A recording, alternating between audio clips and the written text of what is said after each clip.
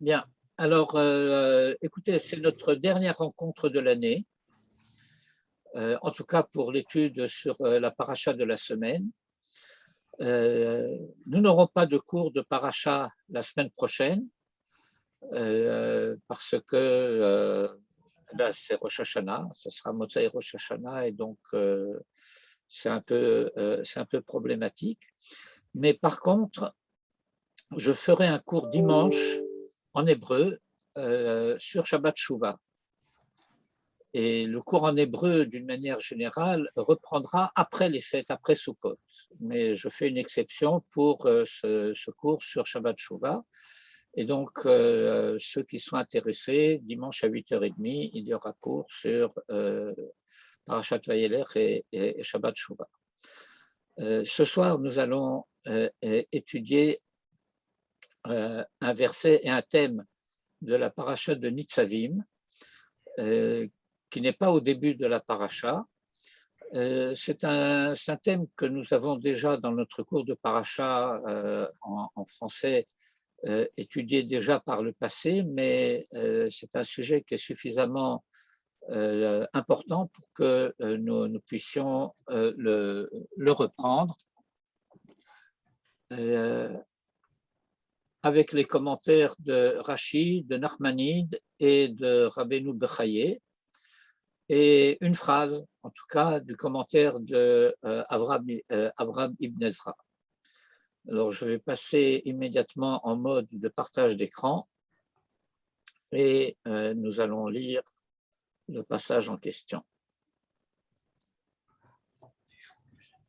Il fait chaud, mais il y a le masque. Il y a combien? Je ne sais pas. 21, 22, 22, je crois.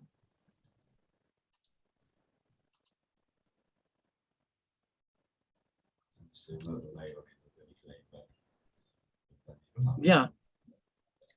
Notre verset, qui est connu lui aussi, c'est le verset 28 du chapitre 29 de Sefer Devarim, et qui dit « Hanistarot Lashem Elokeinu, v'haniglot lanu ulevanenu adolam, larasot et kol divrei haTorah hazot. »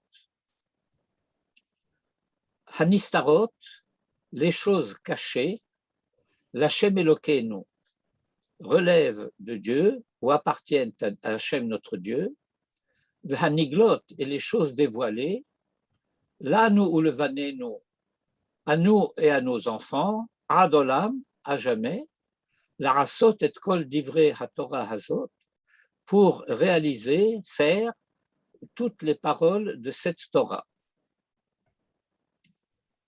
De quoi s'agit-il lorsqu'on parle des choses cachées et des choses dévoilées?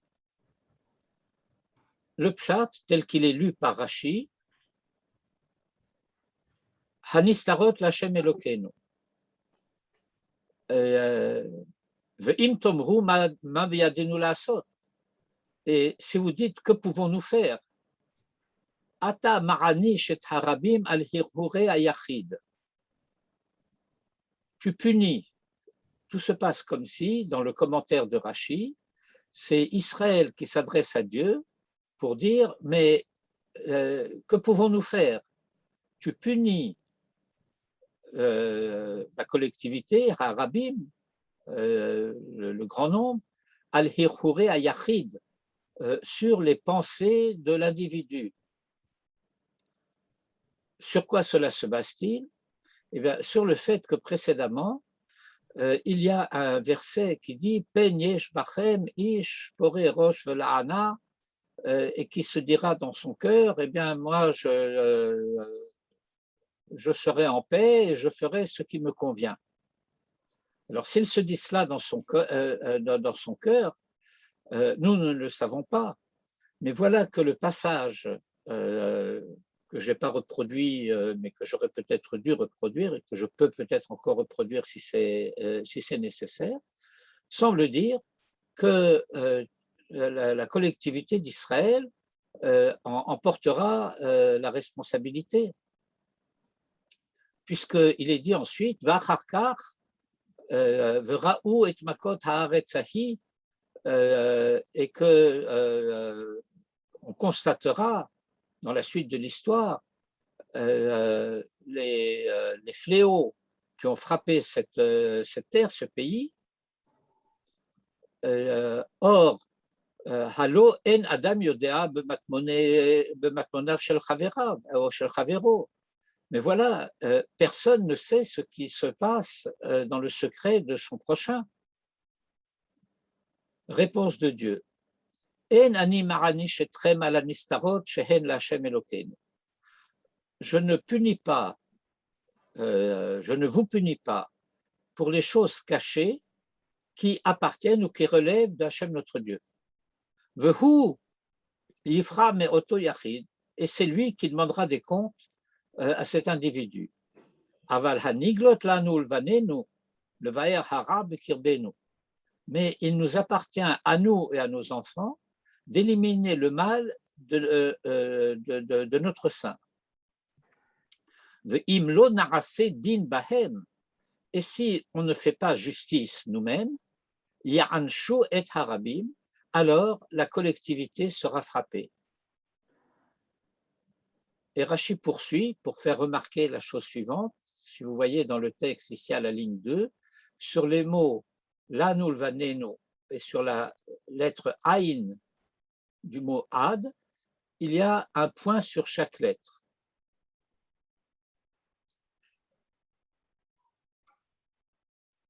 Nikud ad lanu ou lvanenu. Ouais. Et les mots lanu lvanenu et le aïn de ad portent un point. Et cela nous enseigne, chez Af al-Haniglot, que même pour les choses dévoilées, l'Orana chez Harabim, la collectivité n'était pas sanctionnée, Ad chez Avru et Hayarden, jusqu'à ce qu'ils aient traversé le Jourdain, Mishikiblu Alehem et Ashevua, lorsqu'ils ont accepté le serment, Behar Gerizim ou Behar Eval, où ils ont donc accepté le serment, c'est-à-dire ce sont les bénédictions et les malédictions prononcées sur le mont Gerizim et le mont Eval, Venarasu Arevim Ze Lazé, et qu'ils sont devenus garants les uns des autres. Autrement dit, le sujet qui nous intéresse, c'est ce que j'appellerais d'une part la solidarité et d'autre part la responsabilité collective d'Israël. L'expression responsabilité collective n'est pas tout à fait suffisamment précise. Il s'agit de la réciprocité des membres du peuple d'Israël dans leur responsabilité les uns à l'égard des autres. Petite remarque en passant, mais qui a aussi son importance, c'est que cette expression Kol Israël Arevim Zelazé, je ne dirais pas qu'elle fait problème, mais qu'elle comporte en fait deux versions. La version du Talmud, c'est Kol Israël Arevim Zebazé. Les commentateurs, quant à eux, et Rashi nous en donne un exemple ici, mais d'autres commentateurs également, le Maharsha et d'autres encore, traduisent, si j'ose dire, Arevim Zelazé. Arevim, vous avez une expression que vous connaissez peut-être en hébreu, Irbouv. Irbouv, c'est un mélange. Dans le vocabulaire culinaire, vous avez par exemple cette expression Me'orav Yerushalmi. Oui. Me'orav Yerushalmi, ce sont des grillades mélangées, dans lesquelles vous avez toutes sortes de morceaux de viande coupés petits, grillés ensemble, ça s'appelle meorav, c'est un mélange. Et donc, lorsqu'on nous dit Kol Israël arevim ze bazé, cela signifie que bien que chacun soit la personne qu'il est, eh bien, tout Israël sont en quelque sorte mêlés les uns aux autres, combinés les uns avec les autres. Et Arevut signifie par ailleurs garantie. Et lorsqu'on dit Arevim ze lazé, cela signifie garant les uns des autres. Et garant les uns des autres, ça veut dire qu'il y a une solidarité réciproque de tout Israël et une responsabilité partagée. Et le sujet du verset, tel qu'il est traité par Rashi, vise à définir les limites et les conditions de cette responsabilité partagée ou réciproque.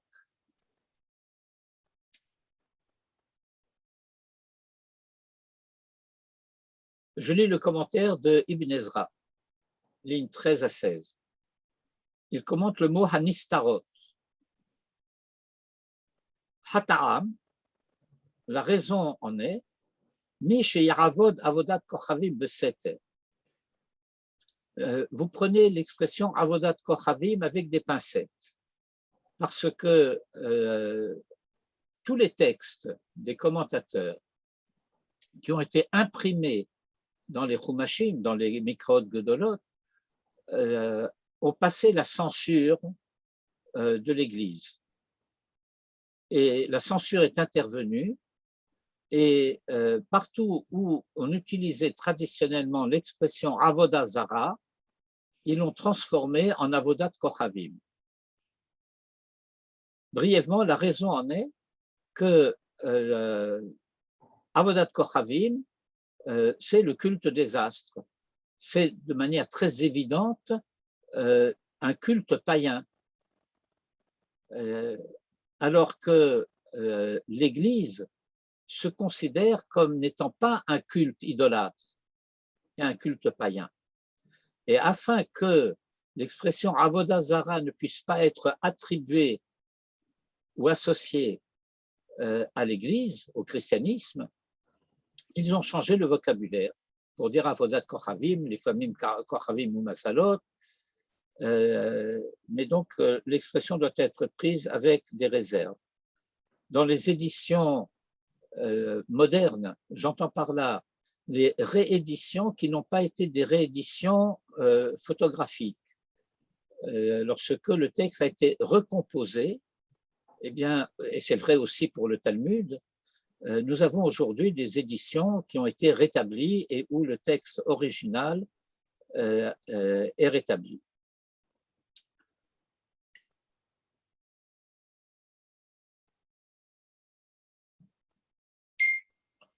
Hata'am, Hanistarot, Hata'am, Mi sheyavod avodat kochavim baseter, l'Hashem Elokeinu.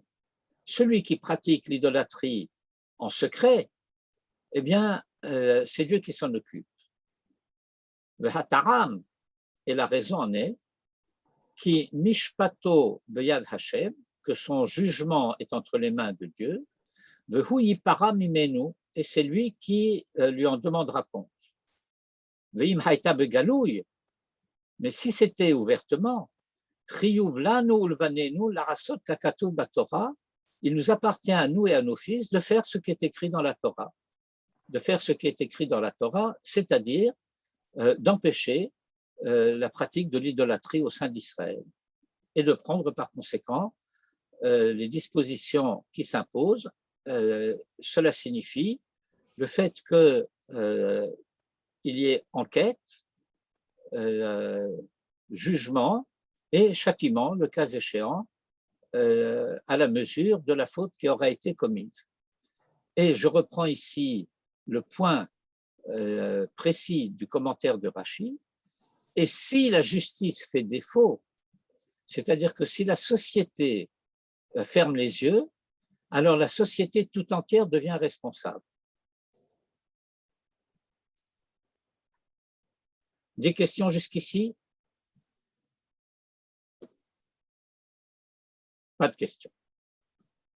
Nachmanide, à partir de la ligne 17. Hanistarot l'Hashem Elokeinu. Al da'at hamefarshim.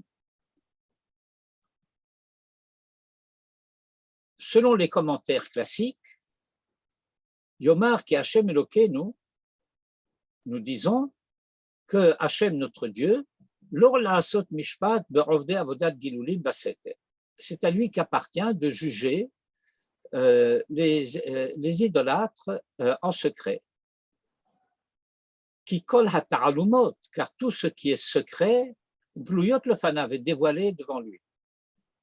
Vehaniglot, mais ce qui se passe ouvertement, ce qui est dévoilé aux yeux de tous, alenu ve'albanenu la'asot lahem et kol divrei haTorah azot, c'est à nous et à nos fils qu'il appartient de faire tout ce qui est toutes les paroles de cette Torah, le hakot ovde gilulim kedin haTorah, de châtier les idolâtres selon la loi de la Torah, vegam kefi hamidrash kenhu, et cette explication est conforme au Midrash tel qu'il apparaît par exemple à la page 43b du traité Sanhédrin.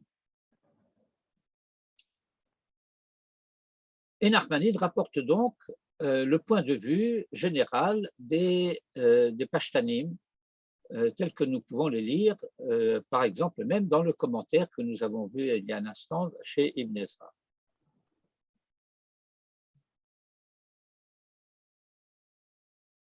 Mais Nachmanide va apporter une précision importante. Parce que le texte de la Torah qui dit Hanistarot, les choses cachées, eh bien, on peut dire que le commentaire des Pashtanim, finalement, est une évidence. Nous ne pouvons pas être tenus responsables de ce que nous ignorons. Et donc, si la Torah, selon Nachmanide, avait voulu dire que ce que nous ignorons ne relève pas de notre responsabilité, mais du jugement de Dieu, elle aurait dû utiliser une autre manière de dire les choses. Par exemple, de préciser Hanistarot meitanu, les choses qui sont cachées de nous. Mais la Torah dit Hanistarot stam. Et par conséquent, dit Nachmanide, V'da'ati b'derech hapshat. Et mon avis, du point de vue du pshat, qui Hanistarot, que les choses cachées, que les choses cachées visent les fautes ignorées par ceux qui les commettent. Achataim, les fautes, hanistarim, cachées, min haosimotam, de ceux qui les commettent. Comme le verset des psaumes, Shegiyot miyavin min nistarot nakeni. Shegiyot miyavin, qui comprend les erreurs, Ministarot Nakeni, purifie-moi, lave-moi, c'est la prière de David dans le psaume, des fautes inconnues, des fautes cachées. Yomar, et cela signifie que Hanistarot, les nistarot dont il est question dans le verset, l'Hachem Levado, Dieu seul les connaît. En lanu bahen avon asher chata. Et il n'y a pas de faute, même pour celui qui les a commises. Avalaniglot, mais les choses dévoilées. Et pour Nachmanide, les choses dévoilées, shehem azodonot, ce sont les fautes commises volontairement en connaissance de cause. Zodonot, zadon. Là, nous ulvanenu adolam la'asot et kol divrei Torah hazot, chukat olam. Il nous appartient à nous et à nos enfants, à jamais, de faire tout ce que la Torah a prévu à ce sujet. Shekar kibalnu à la chair Yeshnopo, à la chair Enenupo, le Dorot Olam. Parce que c'est quelque chose à quoi nous nous sommes engagés au début de la paracha, Atem Nitzavim Hayom Lifnei Hashem Elokechem, etc., pour entrer dans l'alliance, et elle concerne ceux qui sont ici aujourd'hui avec nous et ceux qui ne sont pas ici aujourd'hui avec nous, dans le verset du début de la paracha. Où le fiche Hevi Ba'ala La'asot Kol HaMitzvah, et étant donné que l'obligation de réaliser toutes les mitzvot a été formulée Ba'ala, c'est-à-dire Allah est une expression qui désigne un serment punitif. Serment punitif, j'entends par là le fait que un serment simplement peut concerner n'importe quoi, de faire telle ou telle chose, qui n'est pas nécessairement de l'ordre de la mitzvah ou de l'interdit, mais quelqu'un peut avoir juré de prêter de l'argent à quelqu'un. C'est un serment stable. Mais une Allah implique une condition punitive. Le fait que si le serment n'est pas accompli, alors telle chose va s'appliquer. Et donc, le raisonnement de Nachmanide consiste à dire le fi shehevi ba'ala la sot la mitzvah, et étant donné que c'est par Allah, ce type de serment, qu'a été exprimé l'obligation de faire toute la mitzvah, hotzi min hacherem haosi bishgaga shelo yitkalel ba'ala hazo. Cela veut dire que cela exclut de la sanction du cherem. Je laisse de côté pour l'instant, en tout cas, les précisions concernant la notion de cherem, la sanction de manière globale. Haose bishgaga, celui qui a agi. Shgaga, c'est le contraire de la connaissance de cause. Littéralement, cela veut dire qui a agi par ignorance. L'ignorance peut avoir deux aspects. Un aspect qui concerne les circonstances de la conduite et un aspect qui concerne la conduite elle-même. Je peux ne pas savoir que telle conduite est fautive. Et je peux ne pas savoir que je suis dans les conditions dans lesquelles cette conduite est fautive. Allumer l'électricité est permis tous les jours. C'est interdit le Shabbat. Je peux ignorer que c'est interdit le Shabbat. Je peux ignorer que c'est Shabbat. Dans les deux cas, il s'agit de Shgaga. Et donc, dit Nachmanide, le serment punitif engageant tout Israël concernant le fait d'avoir à s'occuper de tout ce qui est galouille, et qui dit que les nistarot sont pour Dieu, ne signifie pas que celui qui a commis la faute en secret, lui va être châtié parce qu'il rentre dans les conditions du serment punitif. Cela signifie qu'en ce qui le concerne, ce serment punitif ne s'applique pas parce qu'il ignore la faute.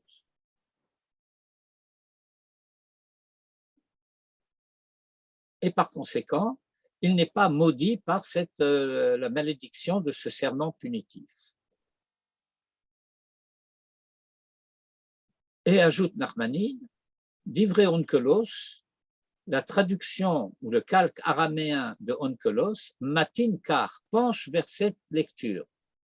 Chez Amar, de Mitameran Kadam Hashem Elahana,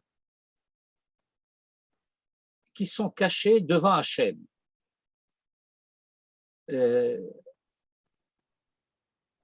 Ça veut dire que Onkelos précise, ce n'est pas devant les hommes que c'est caché. C'est caché Et donc, un peu par antiphrase, on peut dire qu'Adam Hashem, c'est dévoilé, mais devant tout autre, c'est caché. Et donc, Onkelos ne dit pas exactement dans sa traduction ce que Nachmanide propose, mais ça va dans ce sens. Et Nachmanide conclut, et si Onkelos traduisait selon les commentateurs classiques, dans le sens des commentateurs classiques, alors il aurait dû dire de Mitamran, l'Hachem et la Kana, et non pas Kadam, Hachem et la Kana. Certains considèrent que même en araméen, le Shovakamatz se lit haut, et ça serait donc à ce moment-là Kodam, Hachem et la Kana, et non pas Kadam, mais il y a des discussions entre les doctes à ce sujet. Et donc, Nachmanide nous a apporté une deuxième lecture de la notion de Nistarot, qui à la fois élargit et approfondit cette notion, à savoir que non seulement la collectivité d'Israël, la société d'Israël ne peut pas être tenue responsable de ce qui se passe en secret, mais que ce que quelqu'un a fait de mal et qui ignore le mal qu'il a fait n'est pas non plus à être tenu responsable, même par Dieu, de sa conduite. Je fais une parenthèse avant de commencer à lire le commentaire de Rabbeinu Bechaye. L'une des applications pratiques de ce thème, c'est le fait qu'il n'y a pas lieu pour la société hébraïque d'après la Torah, pour une société qui fonctionnerait d'après la loi et le droit de la Torah, d'avoir une police des mœurs, d'avoir une police qui irait vérifier dans la cuisine des particuliers s'ils ont une double vaisselle, s'ils séparent, etc. La responsabilité collective porte sur la voie publique. Elle ne porte pas sur le domaine privé. Et quand je dis domaine privé, cela veut dire dans l'intimité de la maison de chacun.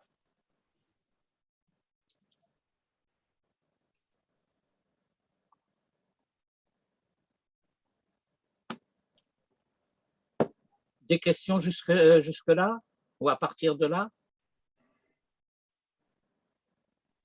C'est quoi le diouk de Nachmanide dans la traduction de Kadam ou bien pas Kadam, Hachem Eloheinu? Eh bien, quand il dit de Mitamran Kodam Hashem et Mitamrin l'Hachem est différent. Parce que ça veut dire que de Mitamrin l'Hachem, ce qui irait dans le sens des commentaires classiques, signifierait que les choses cachées, c'est pour Dieu. Alors que de Mitamran Kodam Hashem, okay, ça veut dire qu'elles sont cachées et il y a un sous-entendu en quelque sorte dans le commentaire, dans la traduction d'Onkelos, et c'est sur ce sous-entendu que se base Nachmanide, parce que c'est un non-sens de parler de quelque chose qui est caché devant Dieu, devant qui tout est dévoilé. Mais ça veut dire que c'est caché et cela se situe. Ce n'est pas l'Hachem, ça veut dire c'est Dieu qui doit s'en occuper. Mais Kodam Hashem, ça veut dire ce sont des choses qui sont cachées et situées devant lui, devant Dieu. Et donc cela ne peut pas signifier dans ces conditions que la sanction relève de lui. Cela veut dire c'est connu de lui. Mais si c'est connu de lui seul, cela signifie que ce n'est pas connu même de celui qui l'a commis.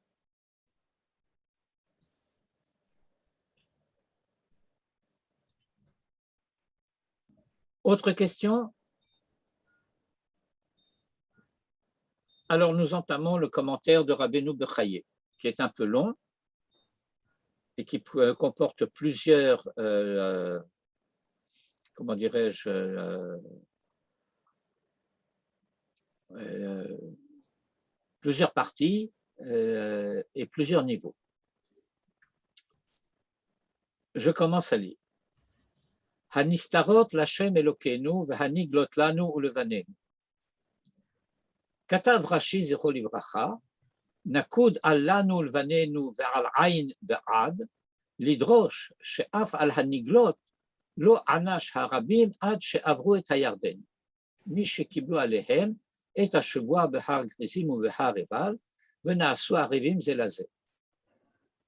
Et donc, Rabbeinu Bechaye commence par citer Rashi, littéralement. Mais il cite la fin du commentaire de Rashi, il ne cite pas le début. Umevi ha-Yerushalmi et le Talmud de Jérusalem, au chapitre 7, halakha 5 du traité de Sota, rapporte Amar Rabbi Shimon ben Lakish Beyarden kiblu alehem hanistarot. À la traversée du Jourdain, au moment de la traversée du Jourdain, les Hébreux se sont engagés à se tenir, ou à se considérer, ou à être responsables des choses cachées.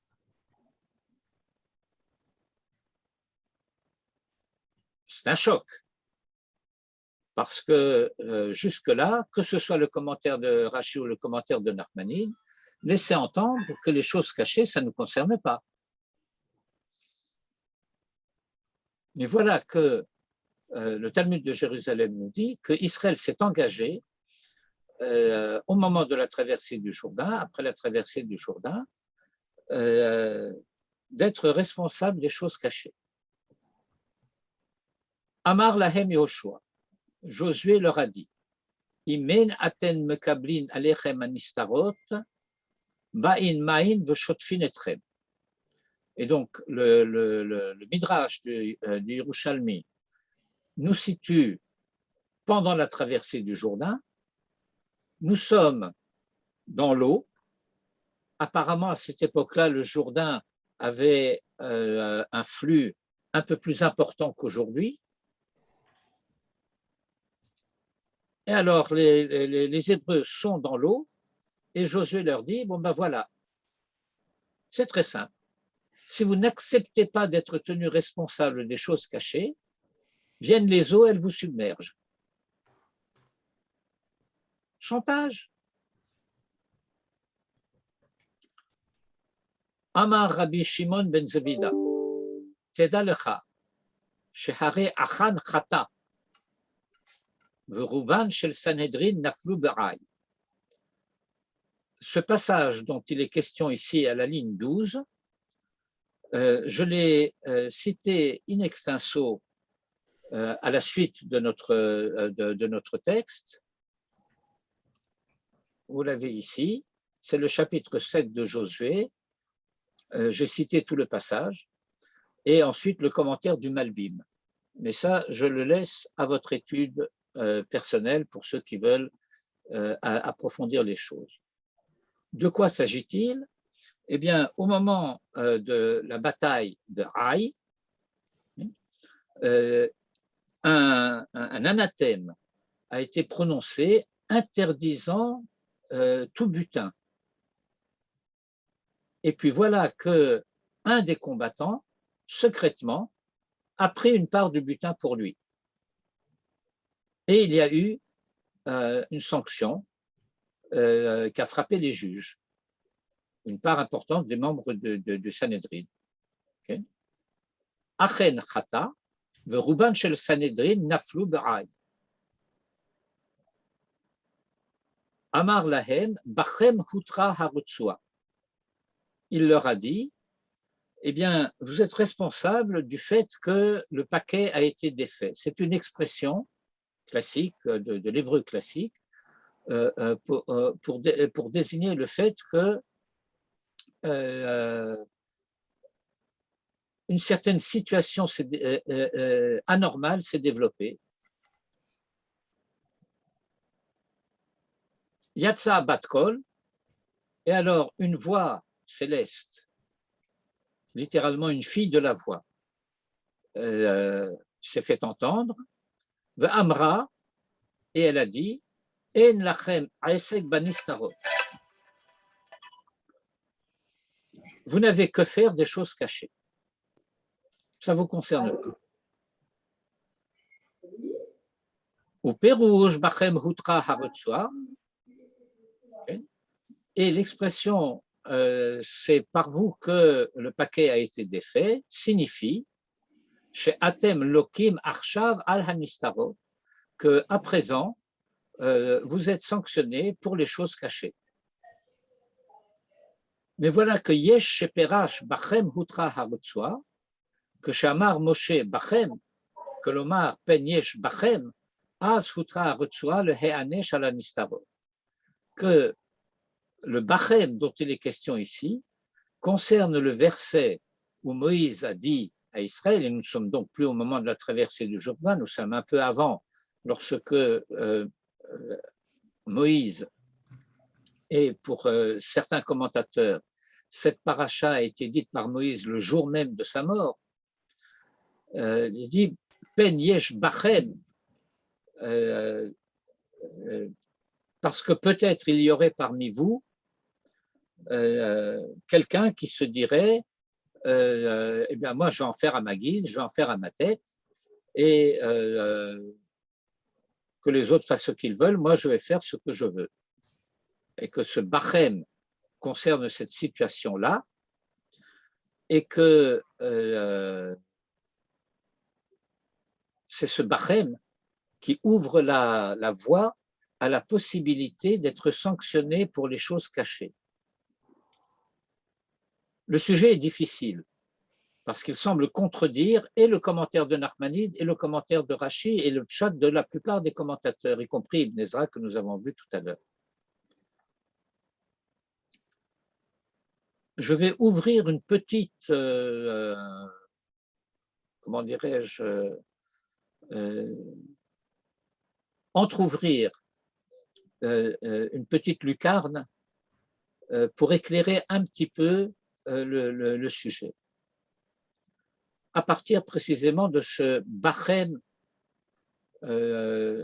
des lignes 15 et suivantes, ou de la ligne 16 plutôt, que chez Amar Moshe Bachem, que l'Omar Pen Yesh Bachem, Asutra Rotsua Lehan. Pourquoi Moïse a-t-il besoin de dire, dans l'éventualité où il y aurait en vous, Bachem, Ish pore roche velahana, quelqu'un qui se développerait comme une mauvaise herbe. Est-ce que vous comprenez ma question avant que je continue la réponse? Ça ne vous dérange pas de reprendre d'une manière synthétique et simple le commentaire, mais d'une manière très courte, parce qu'on a l'impression que finalement tous les commentateurs reviennent sur ce que dit Rashi, critiquent la thèse de Rashi. Ça fait partie du problème que j'ai soulevé, donc je ne vais pas reprendre tout le raisonnement. Et Rashi, comme la plupart des commentaires disent, nous sommes responsables de ce qui est dévoilé à nos yeux, nous ne sommes pas responsables de ce que nous ignorons. Okay. Ibn Ezra reprend dans les grandes lignes ce même raisonnement. Nachmanide le cite, mais il ajoute, à mon avis, et mon avis est soutenu par la traduction de Onkelos, les choses cachées dont il s'agit ici, ce sont les choses qui sont cachées même de celui qui les a commises. À savoir que les responsabilités se répartissent comme suit. c'est aux yeux de tous, tout le monde en est responsable. Voilà. C'est connu de celui qui l'a commis, c'est lui qui en est responsable. C'est ignoré même de celui qui l'a commis, c'est entre lui et Dieu, et le châtiment prévu ne le concerne pas. Jusque-là, ça va? Oui, très bien. Bon. Rabbeinu Bechaye cite le Talmud de Jérusalem. Et le Talmud de Jérusalem nous fait exploser une bombe à la figure. Parce que jusqu'à présent, les choses étaient dévoilées soit pour celui qui l'avait commis, soit pour tout Israël, et alors il y avait sanction. Et voilà que le Talmud de Jérusalem semble dire, eh bien, vous êtes responsable, y compris des choses cachées. Et on nous amène, à titre d'exemple, l'affaire de Haï, où un dénommé Achan s'est emparé d'une partie du butin malgré l'anathème, et le Sanhédrin, qui est l'instance juridique suprême d'Israël, a vu périr plusieurs de ses membres, et Josué, d'après une lecture, leur est dit, c'est vous qui êtes responsable de la situation. Mais d'autres commentaires disent, le Bachem dont il est question, Bachem Hutra HaRetzua, c'est par vous que cette Retzua a été... la Retzua, c'est la courroie qui ferme le paquet. Okay? Et Hutra HaRetzua, la courroie a été ouverte. Donc les choses sont devenues hefker en quelque sorte.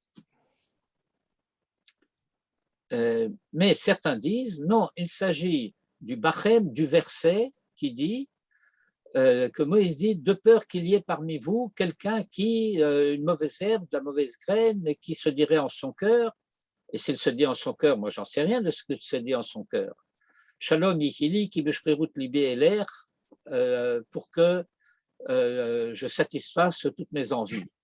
Mais moi j'en sais rien, c'est dans le secret de son cœur, pourquoi je serais responsable? Ça va jusque-là? Et maintenant, pour essayer de donner un commencement d'explication ou un éclairage, en tout cas pour éclairer le sens de ce Yerushalmi, consiste à s'interroger sur la raison d'être de ce Bachem. De peur qu'il y ait en vous, parmi vous, quelqu'un qui, on pourrait se contenter de dire, de peur qu'il y ait quelqu'un qui n'est pas d'Israël n'est pas concerné par les mitzvot de la Torah et par les averot de la Torah. Donc, il ne peut pas s'agir de quelqu'un qui est extérieur à Israël. Et si la Torah avait dit simplement, de peur qu'il y ait quelqu'un qui, cela nous aurait suffi. Pourquoi dire qu'il y ait parmi vous quelqu'un? Ma question est claire? Si ma question n'est pas claire, je ne peux pas continuer. Non, non, reprenez.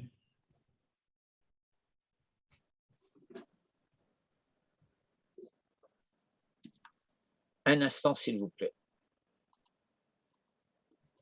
Reprenez. Ça demande... Zut. C'est pas ça que je voulais faire.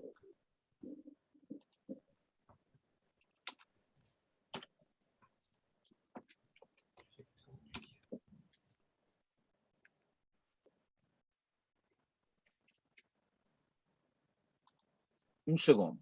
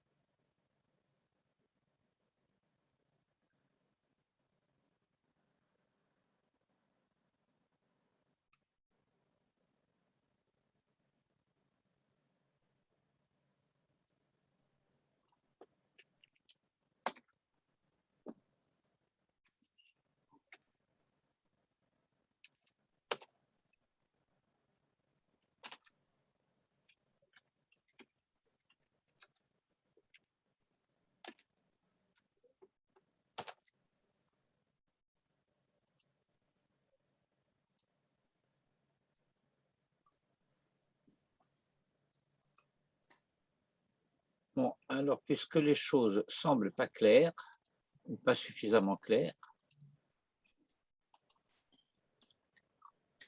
j'ai repris tout le passage.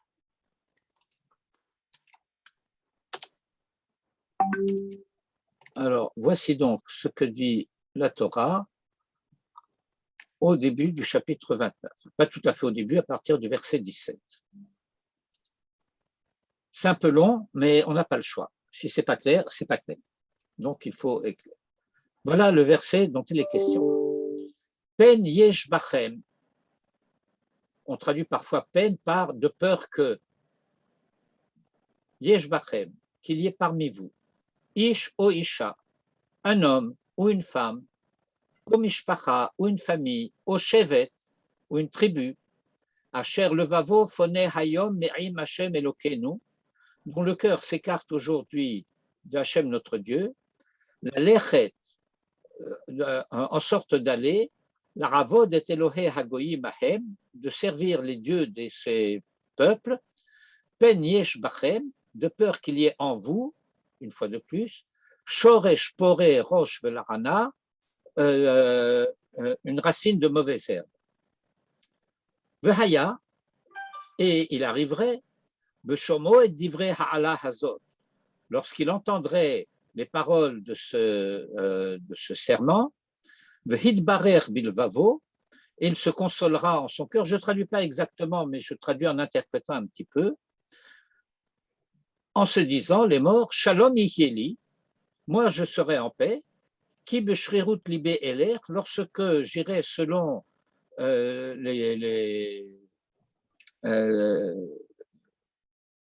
la volonté de mon cœur, l'arbitraire de mon cœur, le man sefot harava et atzmea, afin d'étancher ma soif. Lo yové Hashem selo achlo. Hashem n'acceptera pas de lui pardonner. Ki az yeshan af Hashem v'kinato ba'ishahu. Et alors, la colère de Dieu s'enflammera contre cet homme. V'rav tsabo, et s'appliquera à lui kol ha'ala ha'ktuva ba'sefer hazeh, s'appliquera à lui toute la malédiction écrite dans ce livre. Ou macha Hashem et shemo mitachat hashamayim. Et Dieu effacera son nom de dessous le ciel. V'hivdilo Hashem le ra'a mikol shifte Israël, et Dieu le mettra à part pour le mal d'entre toutes les tribus d'Israël, kechol alot haberit haketuva ba'sefer haTorah hazeh, selon les termes de la malédiction écrite dans l'alliance de cette Torah. Jusque-là, les choses sont claires et simples. Oui. Il y a l'exposé des termes de l'alliance, il y a l'évocation du cas où des individus, un individu ou des individus ou une famille ou une tribu s'écarteraient de la voie de Dieu, briserait l'alliance et se dirait ben, moi je vais en faire à ma tête. Alors la Torah précise, eh ben, Dieu ne lui pardonnera pas et il le sanctionnera sévèrement. Et jusque-là, je disais, les choses sont simples parce que le type en question, les personnes en question, dit Bishrirut vehidbarer bilvavo. Et il se consolera en son cœur, c'est donc dans le secret de son cœur. Bishrirut libi eler. Je suivrai les penchants arbitraires de mon cœur, et ça reste encore dans le secret de sa conduite. Et Dieu ne lui pardonnera pas, et donc la collectivité n'est pas responsable. Mais voilà que à partir du verset 17, le ton change.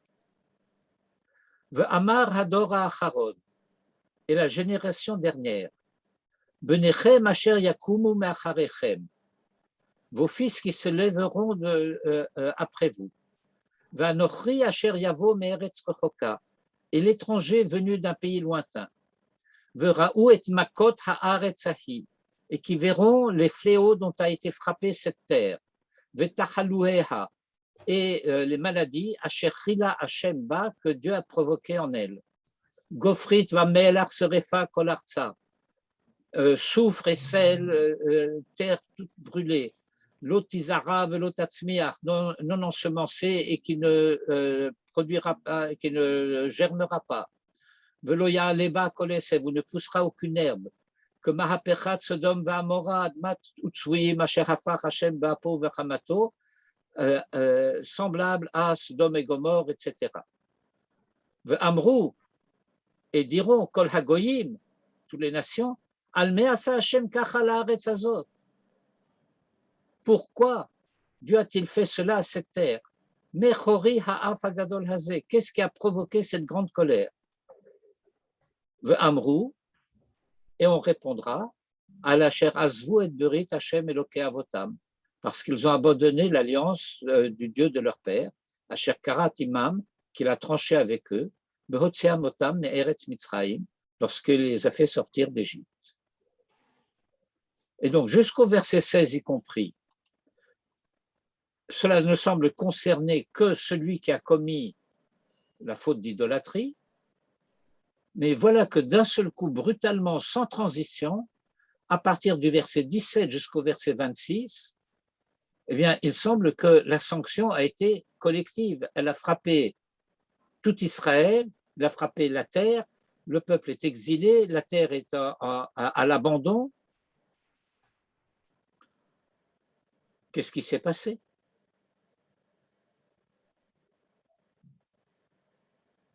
Est-ce que ma question est à présent claire?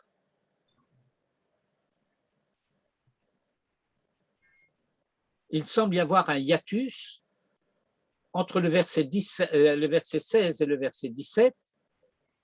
Jusqu'au verset 16, il y a un texte qui semble simple, clair, une alliance, quelqu'un rompt l'alliance, il est sanctionné. Point. Et à partir du verset 17, on commence à nous parler d'une terre qui apparaît comme étant Kaviachol dans un état qui laisserait penser qu'elle est maudite, terre brûlée, soufre et sel, comme Sodome et Gomorre, l'horreur. Et pourquoi? Parce qu'ils ont abandonné l'alliance de leur père, tranchée avec au moment de la sortie d'Égypte. Qui a abandonné? Il y a quelqu'un ou un groupe ou une famille. Ce n'était pas tout Israël. Alors pourquoi d'un seul coup tout Israël semble-t-il concerné? Ça va la question jusque-là? Oui. Alors je reprends mon commencement de réponse. M'excuse, avant ça, le Bat-Kol qui sort, qui dit En lachem esek banistarot, semble contredire ce que Yoshua demande. Oui. Et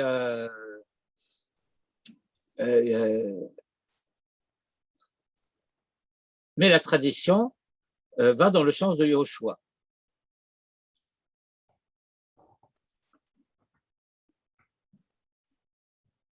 Alors, mon commencement de réponse partait de la remarque suivante.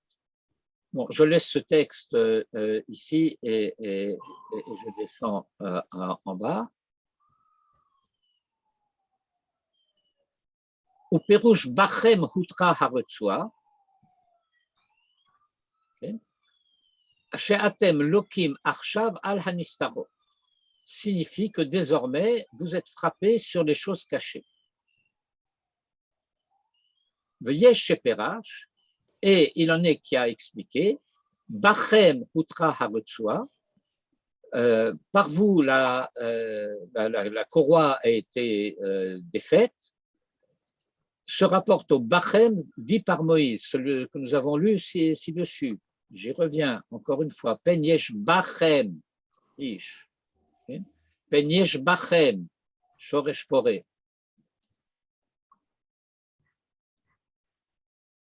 Ma remarque consistait à dire ce Bachem semble inutile. Si le texte de la Torah avait dit Pen yesh ish o isha o mishpacha o shevet asher lo levavo fone hayom me'im Hashem Elokeinu, j'aurais pas compris. Si le texte avait dit Pen yesh shoresh poré rosh vela'ana, j'aurais pas compris. Oui, oui. Et se pose donc la question, que m'apporte ce Bachem? Et donc, la petite lucarne que je propose d'ouvrir consiste à comprendre que dans la mesure où c'est pas quelque chose qui se passe, stam, mais que c'est quelque chose qui se passe en nous Israël, cela veut dire que même si nous ignorons les circonstances particulières de telle ou telle conduite qui s'est faite en secret, nous sommes responsables d'une situation qui a fait que cette chose-là devienne possible.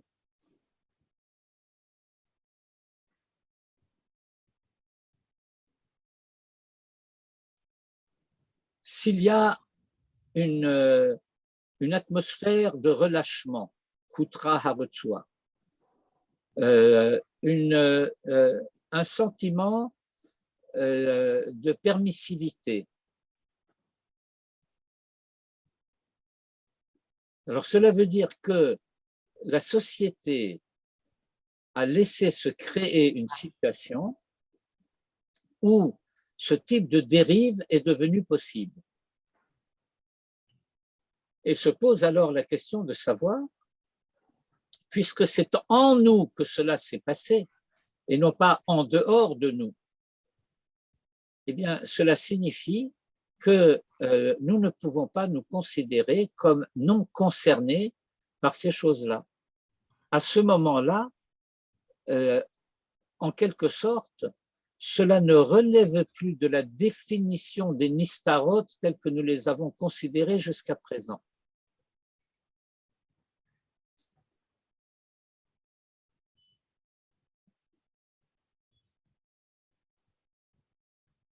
Je suis seulement à la première partie du commentaire de Rabbeinu Bechaye. Kolomar pen yesh bachem, et par conséquent, az hutra haretzua le heanesh ala nistarot.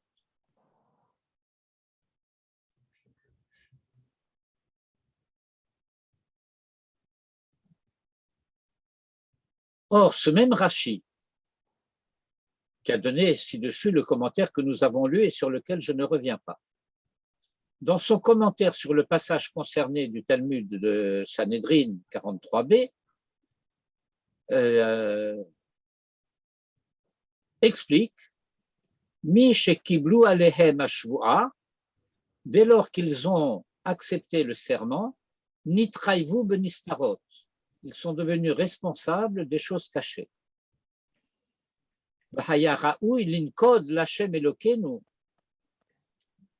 Que dès l'hydroche, et il y aurait eu lieu il faut que j'explique un petit peu. La Massora explique que lorsque il y a des points, et ces points figurent dans le Sefer Torah,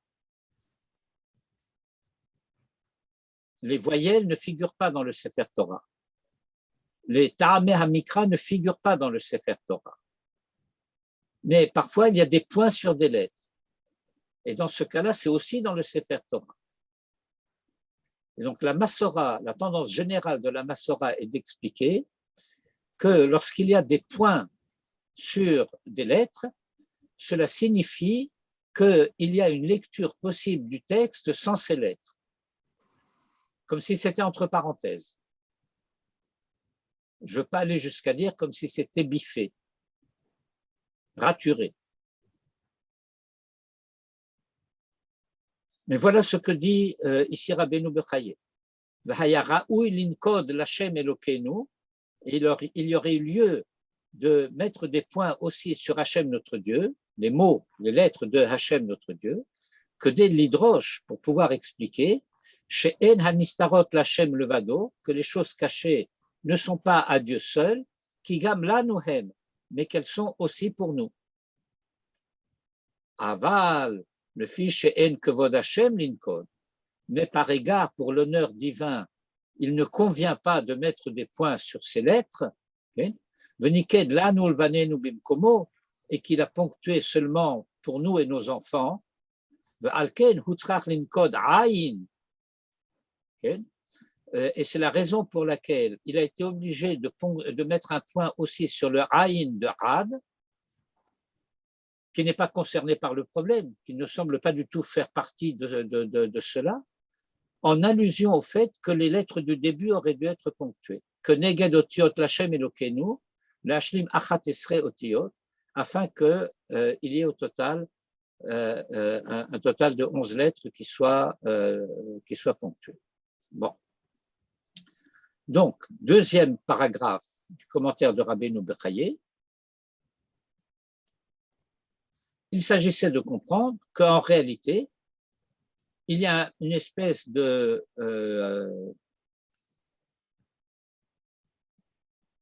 j'ai failli dire mystère, mais ce n'est pas un mystère,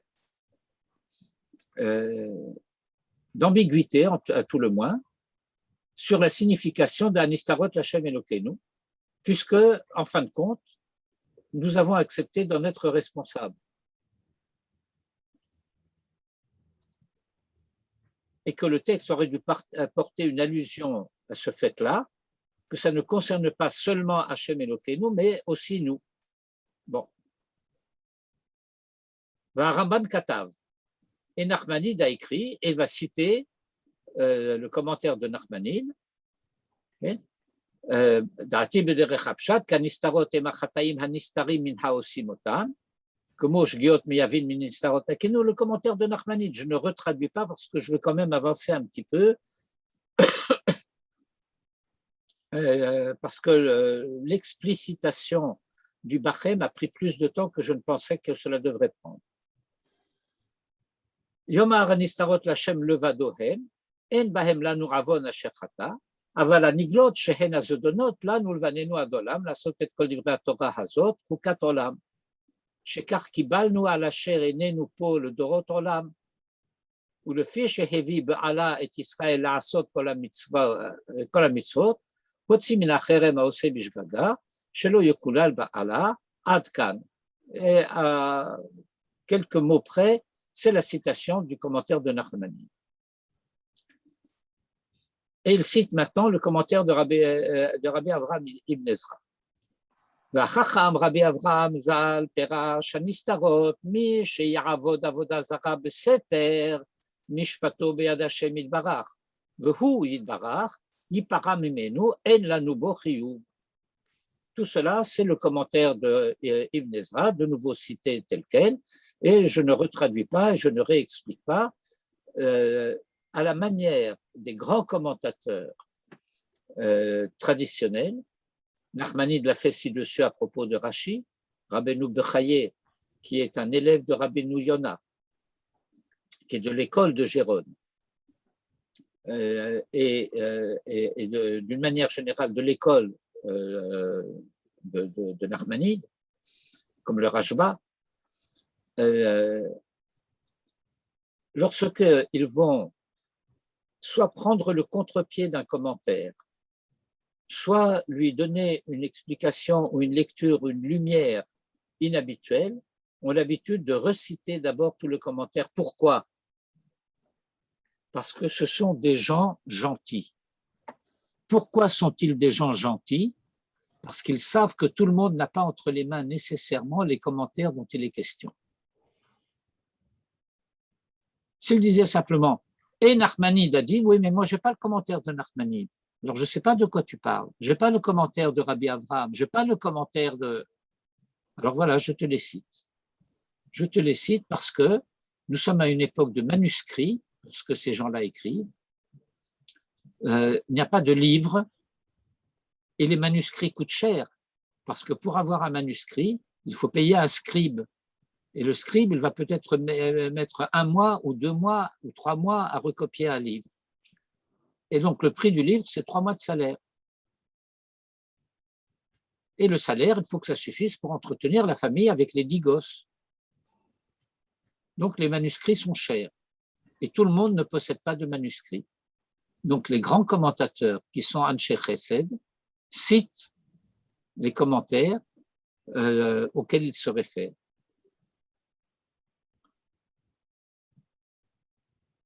Veshamati Beshem Harambam. Et j'ai entendu un enseignement qui m'a été rapporté au nom de Maïmonide dans son commentaire sur ce verset. Autrement dit, Rabbeinu Bechaye fait référence à un commentaire de Maïmonide sur la Torah. Nous ne possédons de Maïmonide qu'un commentaire sur une partie de Sefer Bereshit. Et il y a des commentaires épars de Maïmonide dans le Guide des Égarés, dans le commentaire sur la Mishnah, mais pas un commentaire systématique de la Torah. Veshamati b'shem harambam zal beperush pasuk. Et voilà que j'ai entendu le commentaire suivant cité au nom de Maïmonide. Hanistarot lachem Elokeinu. Yomar, cela concerne Sodot HaTorah, les secrets de la Torah, Hanistarim, cachés. V'taram ha-mitzvot lachem italehem. Et la signification, la raison d'être de mitzvot appartient à Dieu.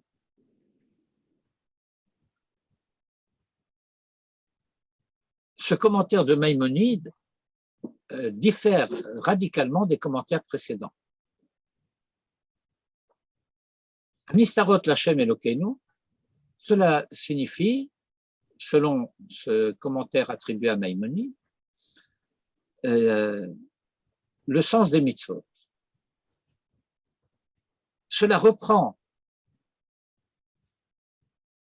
en grande partie la signification, je ne dirais pas la signification, la manière dont Maïmonide parle du fait que les mitzvot ont une raison d'être.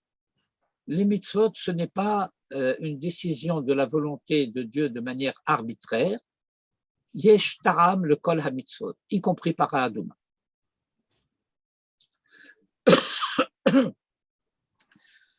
Mais ce secret n'est pas connu de tous.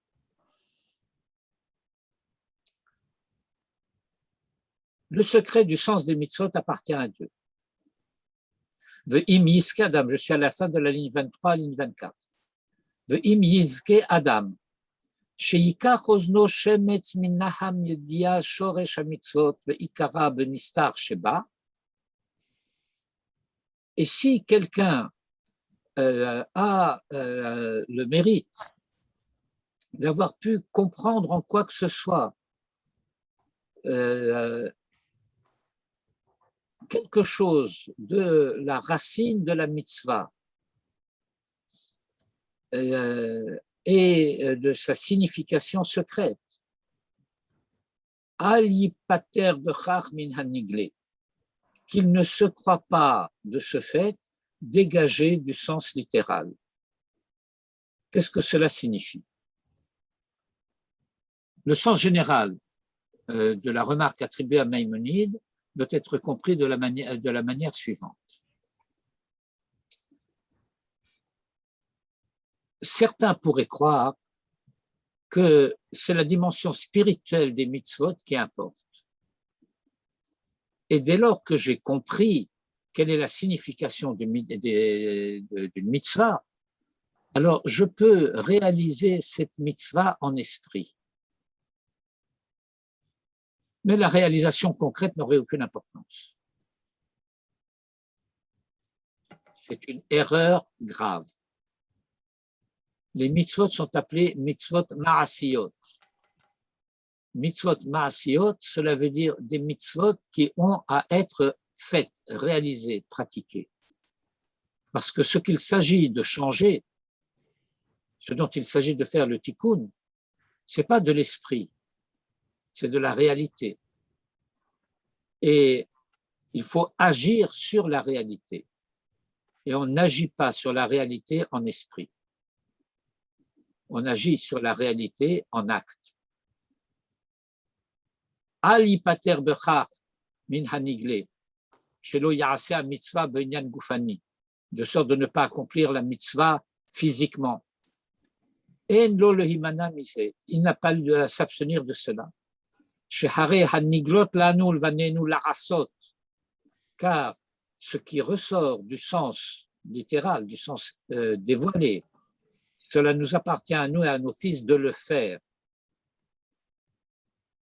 Va Pérouche Hazé, dit Rabbeinu Bechaye, et ce commentaire, Shoham Yakar de Sapir, c'est une pierre précieuse. Aval Eno Be'inyan HaParasha, mais ça ne concerne pas notre parasha. Et c'est important ce que Maïmonide aurait dit, ce qu'on nous rapporte au nom de Maïmonide, que d'une manière générale, les Ta'amim, Sodiim, les Sitrei Torah, Sodot HaTorah, etc., eh bien, tout le monde ne les connaît pas, et que celui qui les connaît ne doit pas croire que maintenant qu'il connaît les Sodot de la Torah, il n'a plus besoin d'accord. Tout ça, c'est fantastique, c'est merveilleux, c'est précieux, mais ce n'est pas notre sujet. C'est joli. On ne fait pas de moussard. Comment? On ne fait pas de moussard. Non, c'est pas qu'on ne fait pas de moussard. C'est ce qu'il semble dire, quoi.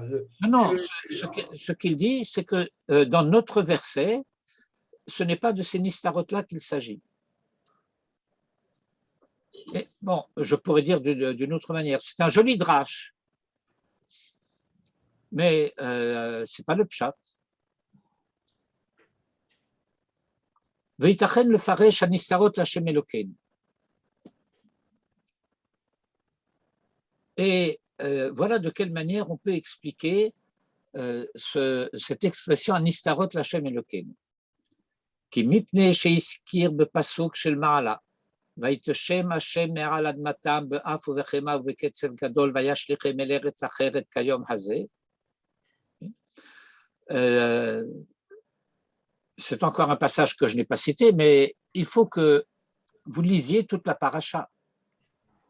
Manitou avait d'ailleurs l'habitude de dire, si vous ne lisez pas la paracha avant le cours, ce n'est pas la peine de venir au cours. Il faut lire la paracha, il faut savoir de quoi elle parle. Ou au moins l'avoir lu de telle sorte de s'en souvenir, de savoir de quoi elle parle. Et donc la Torah dit Vayiteshem Hashem me'al admatam.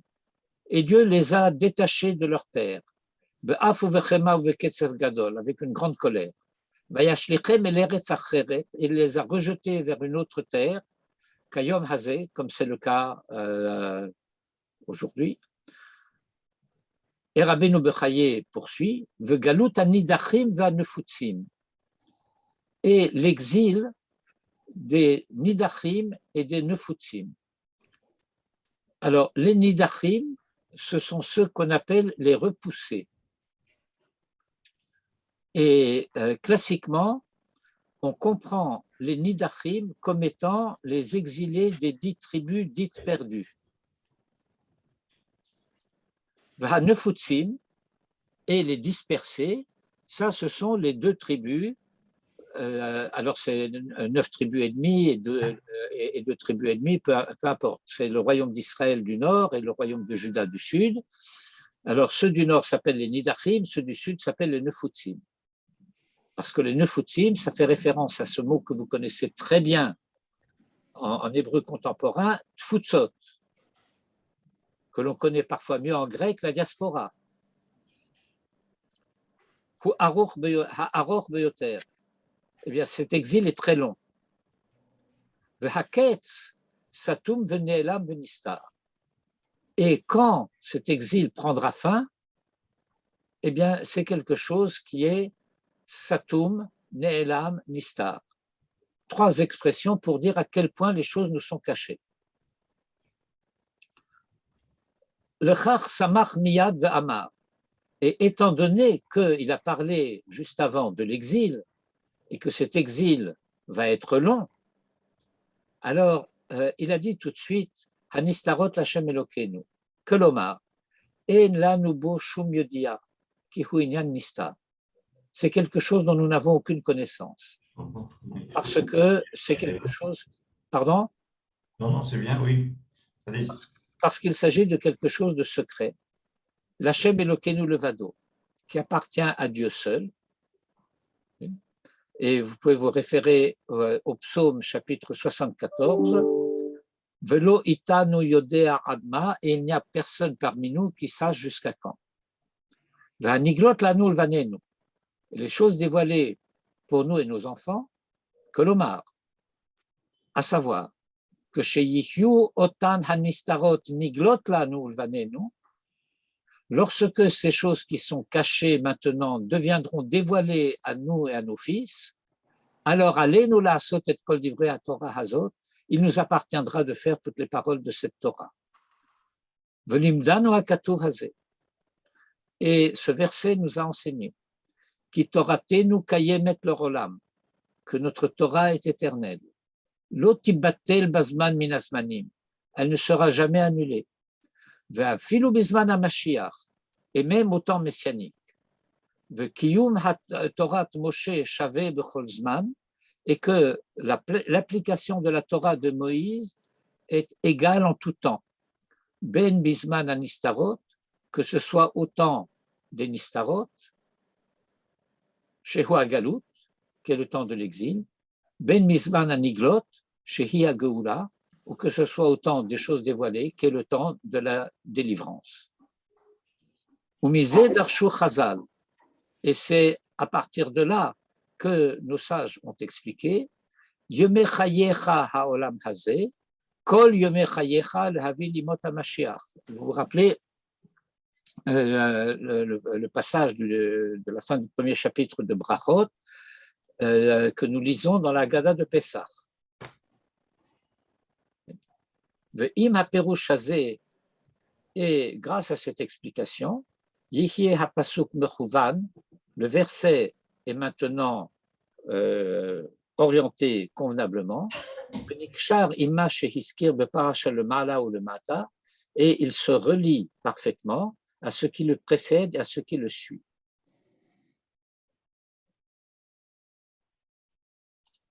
Et le commentaire de Rabbeinu Bechaye pourrait s'arrêter là.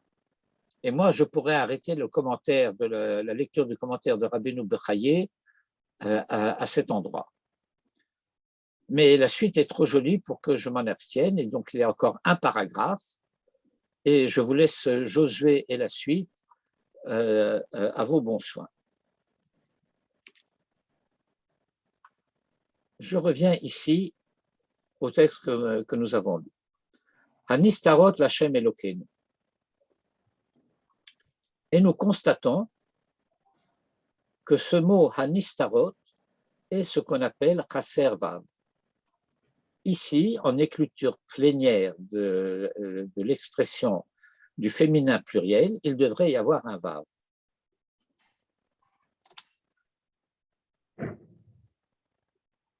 Mais il n'y a pas de Vav. Et étant donné qu'il n'y a pas de Vav,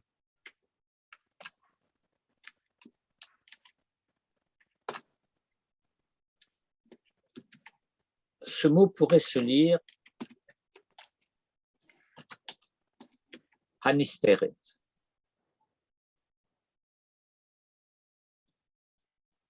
Et c'est de ça que va parler Rabbeinu Bechaye. Je rétablis le texte initial avec les Taramim.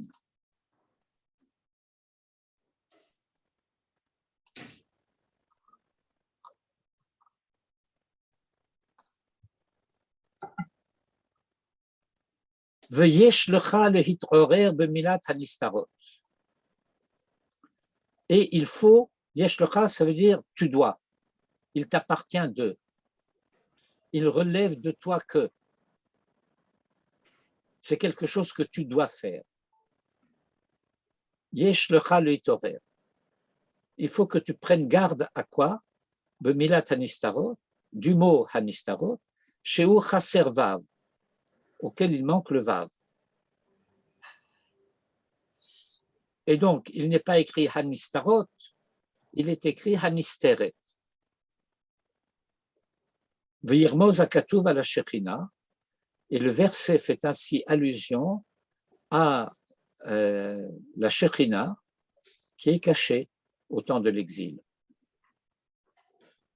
Uma shekera'a Hanisteret, et la raison pour laquelle la Shekhinah est appelée la cachée, Vous vous rappelez peut-être, les anciens en tout cas, le premier livre de Trigano. Shmuel Trigano, vous connaissez?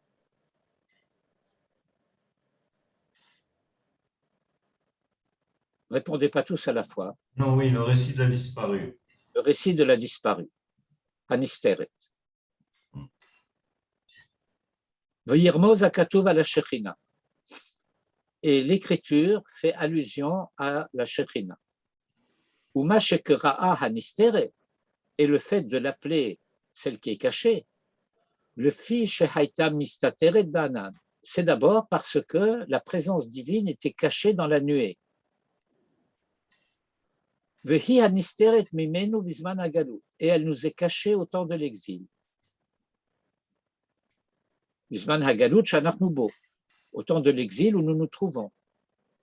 Ou behester panim mima shekatuv, et en un temps où la face est voilée, selon le verset, Astira fanai mehem, je cacherai ma face de Veomar hakatuv. Et ici, l'allusion du verset consiste à dire Ki hanisteret, que celle qui est cachée, Mevakesh rachamim lachem elokenu, sheyegale haketz lanu lvanenu, demande miséricorde à Dieu qu'il nous dévoile le temps de la fin à nous et à nos enfants. V'chen matzinu kama ktuvim, et de même y a-t-il bien des versets chez Matzrichin Geoula le Hatzmo, qui indiquent que tout se passe comme si Dieu était lui-même en exil, prisonnier, et que c'est lui aussi qui doit être délivré. V'chen darshu chazal, et c'est ainsi que nos maîtres, nos sages ont expliqué un verset des psaumes dans le chapitre 9, Agila bishuatecha, verset 15. Agila bishuatecha. Le pshat habituel, c'est je me réjouirai du salut que tu m'apportes. Mais le pshat du verset, je me réjouirai de ton salut. Bishuatecha, kiviti Hashem. Bishuatenu lo nemar. Il n'est pas écrit de notre salut, mais de ton salut. V'chen hoshia yeminecha va'aneni. Et de même, sauve ta droite et réponds-moi. C'est la droite de Dieu qui doit être sauvée. Pourquoi elle est prisonnière? Et tant qu'elle est prisonnière, elle ne peut pas répondre à ma prière. V'chen ketiv. Et de même est-il écrit dans le deuxième livre de Samuel, chapitre 7, verset 23, Asher padita lecha mimitzraim goyim ve'elokav. D'avoir racheté d'Égypte des peuples et leurs dieux. Les peuples sont les tribus d'Israël. Vehidbonen bidvar hanavi, et réfléchit aux paroles du prophète, Alav Hashalom, qui a dit, c'est Isaïe chapitre 30, verset 18, Velachen yihake Hashem lechananechem, velachen yarum lerachmechem. Et c'est pourquoi Dieu attendra pour vous gracier et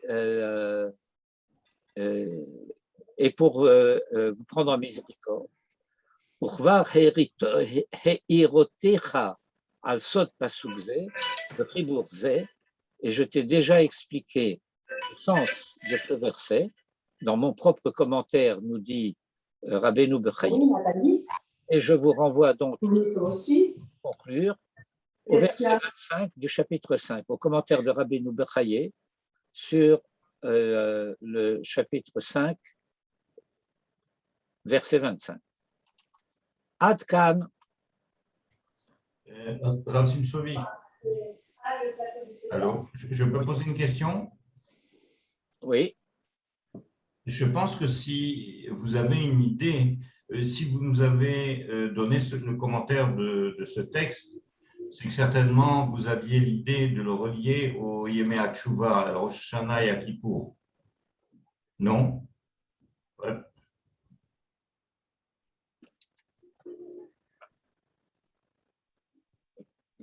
J'attends la question. Oui, donc si tel était le cas, sur quel point vous auriez aimé, on aimerait savoir exactement sur quel point vous auriez aimé expliquer ce rapport entre ce texte et Yemé Hatchouva. Bien, alors,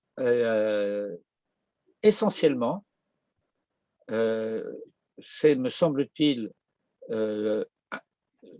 le point focal premier de l'étude, c'est ce que j'ai expliqué à propos de Bachem.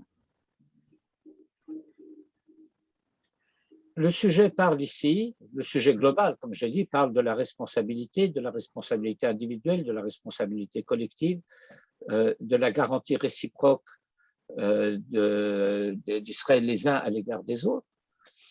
Et j'ai mis en évidence, me semble-t-il, de façon assez claire, le fait que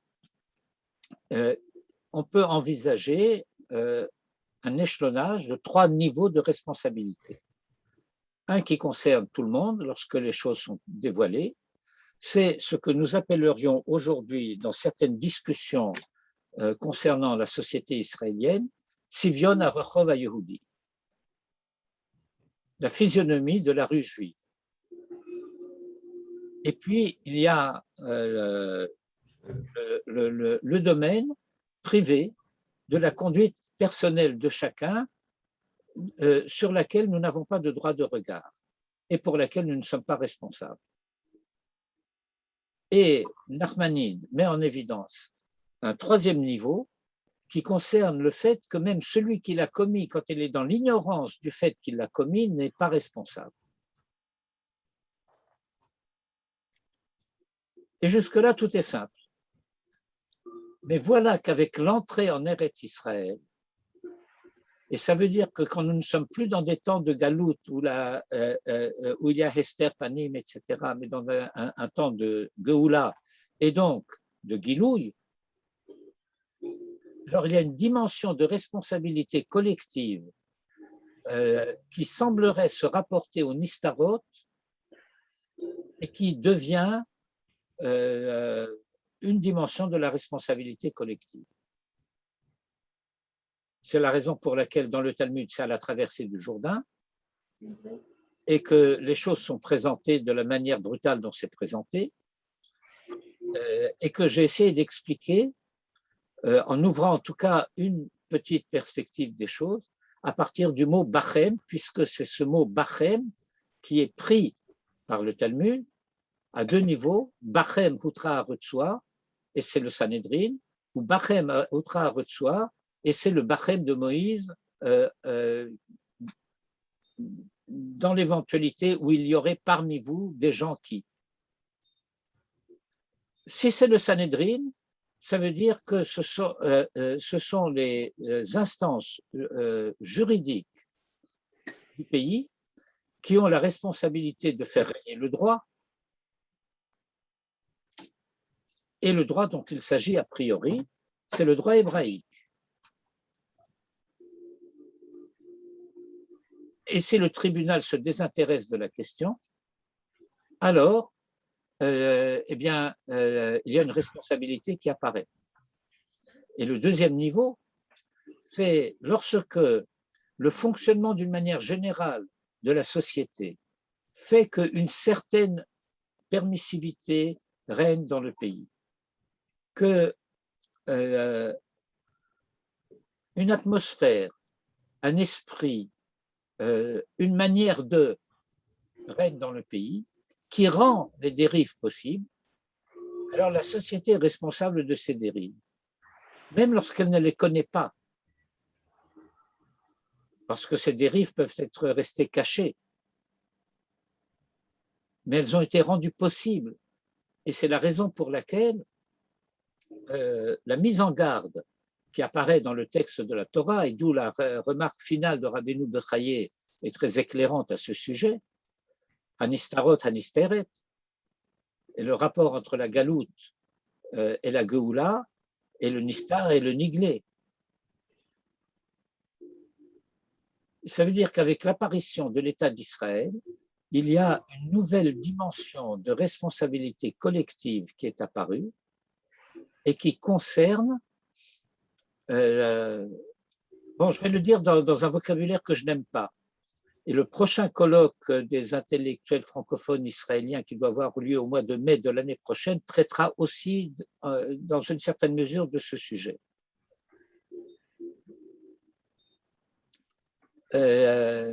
Ça concerne le caractère juif de l'État juif.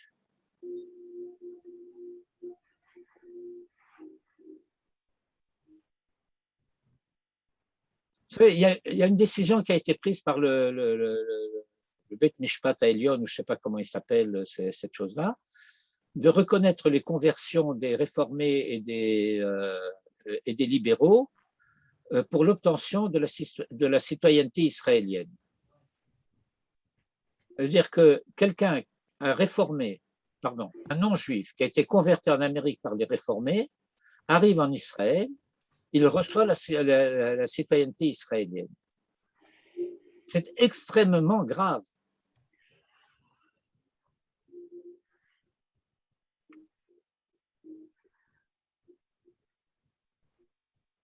Parce que ça va rendre possible toutes sortes de confusions gravissimes. Le mariage peut devenir compliqué. Bon, je n'ai pris ça que comme un exemple pour éclairer un petit peu un des aspects des problèmes. Je vais dire.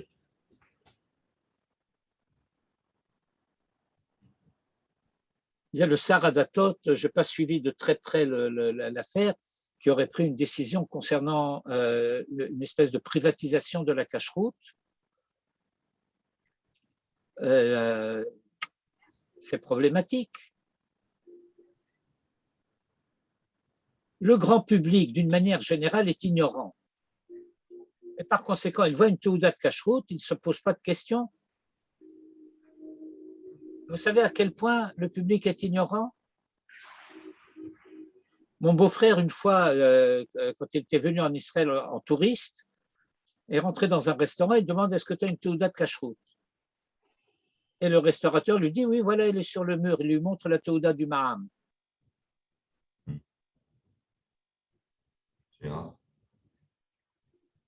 Et s'il y avait écrit là-bas Kacher,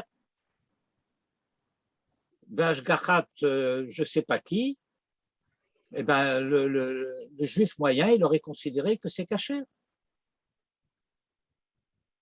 Parce qu'il n'y connaît rien dans la valeur de la Hashgacha.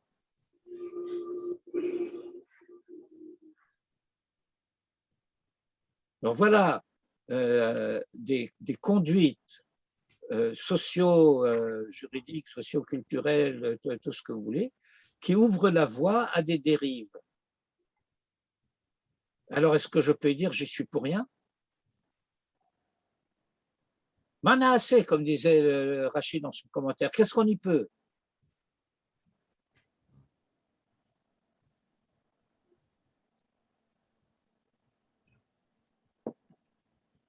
Merci beaucoup, Rav. Il n'y a pas une tentative d'homologuer le terme kasher, ça devient un terme. Je ne peux pas marquer Coca-Cola n'importe quoi, n'importe où. Tu vois, il y a une licence pour kasher. Est-ce qu'il y a quelque chose de semblable? Et je pense qu'en Israël, il y a quelque chose de semblable. Et c'est en quelque sorte la responsabilité de la rabbanout harashit. Oui, mais avec la nouvelle loi, cette responsabilité est vidée de son contenu. Bon, il n'y a pas encore de nouvelle loi pour l'instant. Hein. Bon, la proposition de loi. Mais même dans la proposition de loi, c'est quand même la rabbanout de chaque ville qui sera responsable. C'est pas si, je crois que quand on lit ce projet, c'est pas si dramatique que ça. Écoutez, c'est… il faut le voir de près. Enfin, c'est pas un sujet. Compte tenu du fonctionnement de la rabbanout dans les différentes villes, ça peut être problématique. Non, vous savez, C'est pas si brillant que ça aussi, la cache-route de nos jours. Mais enfin bon, c'est pas le sujet. Pas... Bon, mais ce n'est pas le sujet dont je voulais traiter, je voulais indiquer simplement des orientations de réflexion. Comme une orientation de dérive. De quoi il s'agit Oui. Lorsque le texte dit « Bachem », c'est en vous que ça se passe, ce n'est pas à côté de vous. Oui, c'est bien, très bien. Oui. Parfait. Eh bien, On peut poser une question au sujet. Khatima Tova. Khatima Tova. Pour ceux qui nous quittent. Oui, tu voulais poser une question, Jo. Oui, c'est rien à voir avec ça. Je vais parler de Seder Avoda.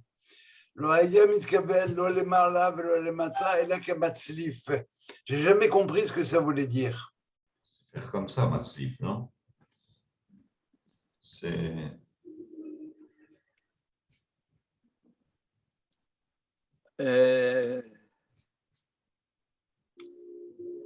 Physiquement, il doit asperger en haut, il doit asperger en bas. Ah, et Matzlif, c'est au milieu, non? Non, non, non. Non. Et donc, on pourrait dire que pour asperger en haut, il faut qu'il vise en haut, et pour asperger en bas, il faut qu'il vise en bas. Mais voilà que le sens de l'action qui doit être faite, c'est que je vais changer pour la langue française la formulation de l'expression. Il faut qu'il y ait aspersion en haut et en bas.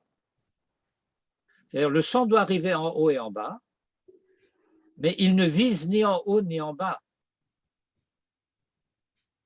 Parce que si on vise en haut et en bas, ça veut dire qu'il y a deux actions qui sont séparées l'une de l'autre. Et il ne faut pas que les actions soient séparées. Et c'est la raison pour laquelle le texte dit que Matzlif, et Matzlif, c'est comme le coup de fouet. Quand je donne un coup de fouet, eh bien, le fouet va aller en haut et en bas. Et moi, je n'ai pas visé en haut ni en bas. Je comprends, merci. Merci beaucoup. Est-ce que René est encore avec nous ou est-ce que c'est seulement son image qui est là? René? Oui, oui, Ah. je suis avec vous. Mais j'ai des appels téléphoniques très importants. Alors, je suis obligée d'interrompre le son. Oui, j'ai juste un mot à vous dire, c'est que Viviane ne retrouve pas ce que vous lui avez donné de l'assistante sociale. Je n'ai pas compris. Viviane de quoi? Ne retrouve pas ce que vous lui avez donné de l'assistante sociale. Je ne sais pas si je l'ai encore, sinon il faut que je demande à mon gendre. Excusez-moi, excusez-moi. Il faudra que je demande à mon gendre. Je ne sais pas. Je ne crois pas que j'ai gardé. Qu'est-ce qu'il y a?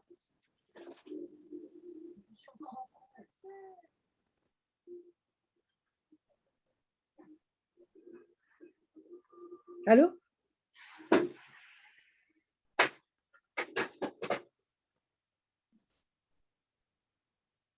Je reviens.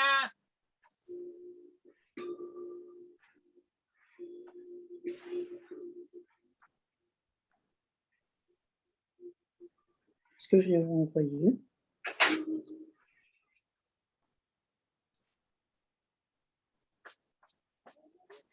Mais quoi encore? Voilà, non, on a fait le... Ah.